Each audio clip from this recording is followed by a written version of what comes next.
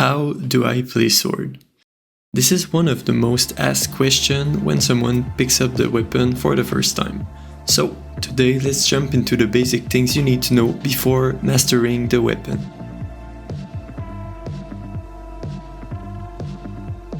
The sword is a complex weapon. You trade range for insane close-up damage and aim for movement. With that in mind, let's go over the basics you need to know before mastering the weapon. I'll go over three main topics, which will be techs, so the basics and the advanced techs, the setup, viable gadget to use with the sword, and positioning, when to play defensively and offensively. Let's jump into the techs. So, the first thing you need to master with the sword is the Lunge dash. It gives you the ability to travel the map super fast and get close to enemies in seconds. To perform it, you just have to use your dash as soon as you release your right click, so just like this.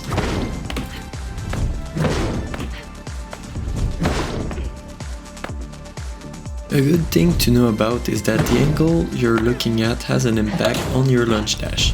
If you look up, you'll go a bit further, and if you look straight ahead, you'll go a bit less far.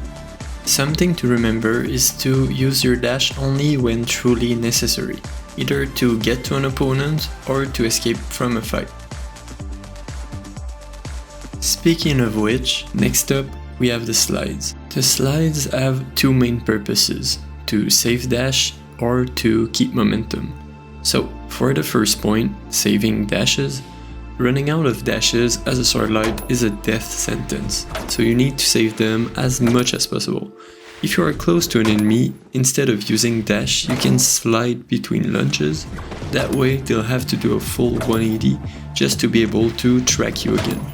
And you can potentially block shots from their teammates by hiding behind them. The second utility is to keep momentum. This is more of a tip to use to travel the map, so you can dash, lunge, then bunny hop twice and complete the sequence by sliding. While you're sliding, you can charge up another lunge dash and so on. So that way you can stay super fast, and this is really helpful to move the cash box. The little sword lunge in that dash, he goes like 15 to 20 meters. Oh yeah, it's really good. Wait, no. Something to keep in mind is to be careful not to slide into enemies or environment, as it can easily cost you your life. You can only slide forward, so make sure to look where you want to slide before using it. Now onto the quick melee. Quick melee is one of the most useful tools you have as a sword light. You should use it as much as possible after lunges, and even sometimes after a normal hit, use it as a finisher. It will boost your overall damage by a ton. A normal hit that would do 74 damage will be 114, and a lunge that would normally do 140 will be 190. Here are the fastest combos to kill a light, a medium, and an heavy. On a side note, these combos have the fastest time to kill, but are not always optimal since you need to always keep moving. Next up are what I like to call the dark techs, cause they are kinda grey. Some people love them, some people hate them. So we're gonna talk about Phantom Strike and lunge jumps. Phantom Strike allows you both to charge a lunge and strike at the same time, by skipping the animation of the second hit. First thing you must know is that there are two types of Phantom Strike, and they are never active at the same time. The first one being a normal Phantom Strike. This is when you just double click your normal attack, and the second animation gets cancelled, which allow you to charge a lunge and normal attack at the same time. The timing for the Phantom Strike is just like when you double click an icon on your desktop. That's like the best comparison I could come up with. And the second one being a gadget swap Phantom Strike. So you basically have to hold a gadget in your hands, then swap to your sword, then click your normal attack as soon as the sword comes out. This will cause the animation to be skipped, and you can charge your lunge right away. When doing gadget Phantom Strikes, I like to have the keybind to equip my sword bound to my side mouse button, That way it's much easier to be able to get the timing correctly. Moving on to the lunge jumps. This allows you to get a ton of distance, but the timing is super tight, so unless you want to practice it for a while, I don't recommend using it. All you need to do is basically do a normal lunge, and at the very end you input a jump to skip the velocity loss at the end of the animation. Let's jump into the gadgets I recommend running on sword. My first recommended loadout is Gateway, Frags or Glitch Nades, and Stun Gun or Goo. The Gateway is the most important gadget to have in any loadout with the sword. It gives so many options. You can go plug volts, defend cash outs, set up a defensive position before starting a fight, or place it above opponents to be able to get to them. Frags are really good with the Gateway, because you can defend the cash out without risking your life, get enemies to half health before even starting a fight, or throw them at your feet while running to stop enemies from following you. Quick interruption from editing. As I was making the video, Frags got nerfed with patch 5.10, so we'll have to see if they're still as good. I personally like to use Glitch Nades against teams that have 2 or more heavies, because heavies rely on their gadget a lot, so if you can shut them down before a fight, it gives you a huge advantage. You can also use it just like the Frags to defend a cash out without getting involved. Stun Gun is great to steal cash boxes, prevent mediums from padding away, or to catch a light that is trying to escape. You can also use it to get away from tricky situations and prevent enemies from following you. Stun Gun also got disabled by patch 5.10, so I'll try to find a replacement for it. Right now I'd say it's most likely Goo. Goo Nades are good on maps like Tokyo, Las Vegas, and Bernal. Fighting in the open is the biggest counter to sword, and Goo allows you to have a bit more cover on roofs and open spaces. You can also use them to trap enemies if you are precise enough. For the second loadout, we got Gateway, Smoke, and Thermal. Another weakness of the sword is of course the lack of range. So with Smoke, you can allow yourselves to get to enemies before they can even know where you are. If you and the enemy are both in the smoke, it's already over for them. The downside with this setup is it will be hard for your team to assist unless you have teammates that are running sonar, thermal, or proximity sensors.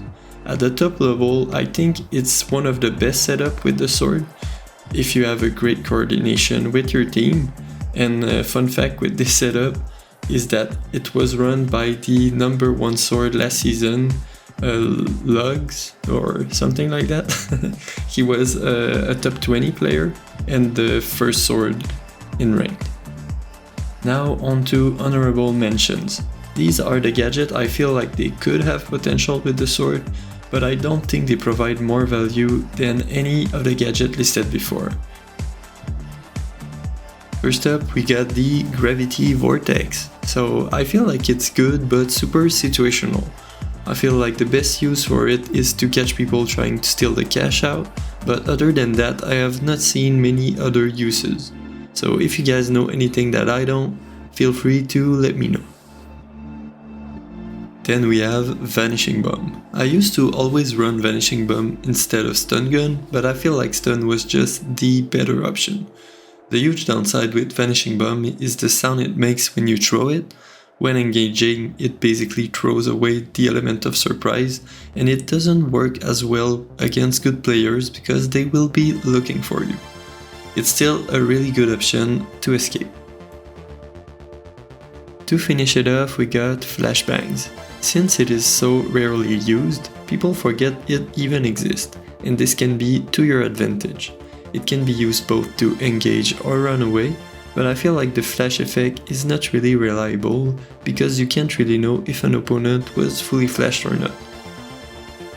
Positioning and teamwork. Positioning is one, if not the most important thing to learn when playing sword. It can really make a difference between life and death. Knowing when to engage and disengage is crucial. The 3 playstyles you need to switch constantly between are scouting, attacking, and defending. Let's break down each phases.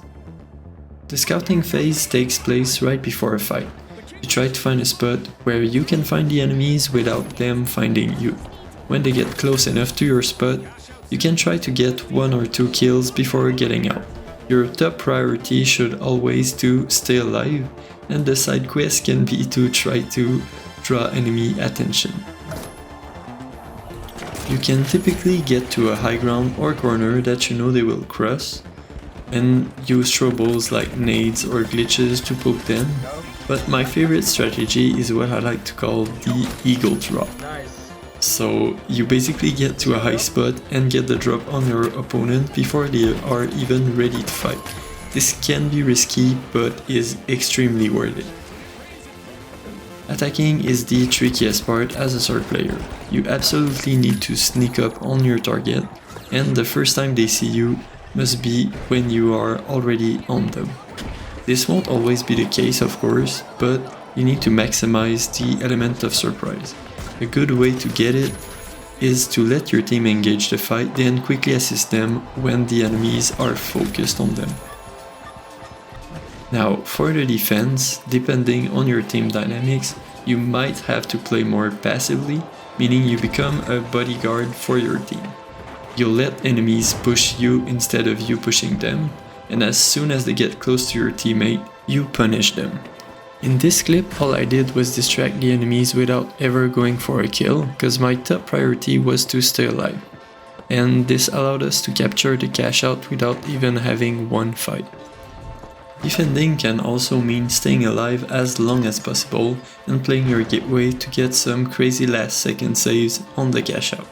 Sometimes, when the cash out is almost done, you can try to use your teammates as bait, so that you let them draw attention and try to gain some time, and once they go down, you play your gateway. As soon as you hear someone steal, you pop your gateway, throw some nades in there, and if the stealer sticks it, you can just go through the gateway and finish the job.